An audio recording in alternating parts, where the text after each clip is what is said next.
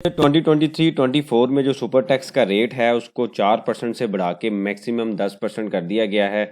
ये इससे पहले कुछ सेक्टर थे जो 15 डिफरेंट सेक्टर थे, वहाँ पे अप्लाई होता था। अब इन्होंने सबके ऊपर ये रूल इम्प्लीमेंट कर दिया है कि अगर एक सर्टन लेवल से ऊपर प्रॉफिट निकलता है जिसका मिनिमम जो कैप है वो 150 मिलियन है।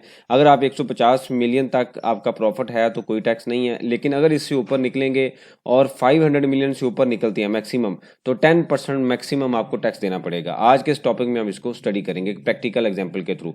आप देख रहे हैं प्रैक्टिकल लर्निंग, मैं हूं फ़हीम महबूब। वापस आते हैं टॉपिक के ऊपर। तो अगर हम इस एग्जांपल को स्टडी करें तो 4C के मुताबिक जो एक रूल है सुपर टैक्स का, जिसको 2 साल पहले इंसर्ट किया गया, बल्कि लास्ट ईयर में इंसर्ट किया गया था, जिसको इम्प्लीमेंट बैक डेटेड में किया गया कि आपका जो प्रॉफिट है, ये आपके सामने स्लैब रेट अवेलेबल है कि अगर 150 मिलियन तक है तो उसके ऊपर 0% है, और अगर इससे ऊपर निकलते हैं तो लास्ट ईयर तक ये मैक्सिमम 4% था। अब इसको कर दिया गया है 10%। तो मतलब ये हुआ कि अगर एक बड़ी कंपनी की या नॉर्मल कंपनी की भी बात करें तो जिनका जो प्रॉफिट है वो 500 मिलियन से ऊपर नॉर्मल प्रॉफिट आता है, तो वो ऑलरेडी अगर लेट्स से 29% टैक्स दे रहे हैं। जैसे आप सबको पता है कि हम मैक्सिमम का रूल अप्लाई करते हैं, यानी कि मिनिमम टैक्स और 17% और फिर 29%। अब एक अंडरस्टूड सी बात है कि जो बड़ी कंपनी है जिसका ऑलरेडी जो प्रॉफिट है वो 500, जो टैक्सीबल इनकम है वो 500 मिलियन से ऊपर है, तो वो तकरीबन जो इस स्लैब में फॉल कर रही होगी 29% पे। तो अगर 29% वो टैक्स है, 10% आप सुपर टैक्स ऐड कर लें, और इसके अलावा कुछ डिफरेंट एक्साइज के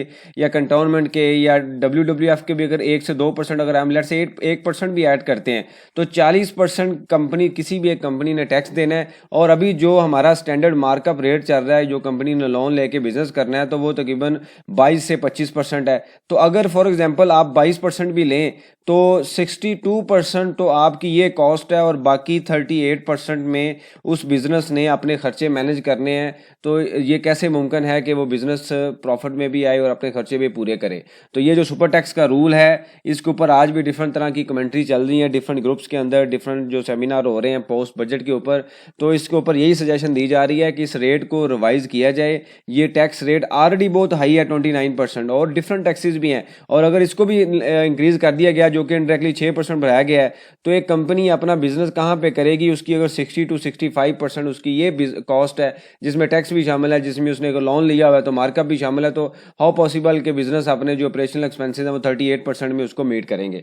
तो ये इसके ऊपर पॉसिबल है कि इस रेट को फाइनल अप्रूवल के अंदर रिवाइज कर दिया जाए। बहरहाल ये एक अमेंडमेंट थी, एक प्रपोज था जो कि अभी प्रपोजल आया, प्रपोज अमेंडमेंट है बेसिकली जो प्रपोजल आया है, लेकिन इसके बड़े एडवर्स इफेक्ट होंगे। ये बेसिकली हम पैरेलल इकोनॉमी को डेवलप कर रहे हैं। हम ये नहीं कर रहे कि हम टैक्स इकोनॉमी को बढ़ाएं, हम जो टैक्स दे रहे हैं उन्हीं को कह रहे हैं कि आप ज़्यादा टैक्स दें।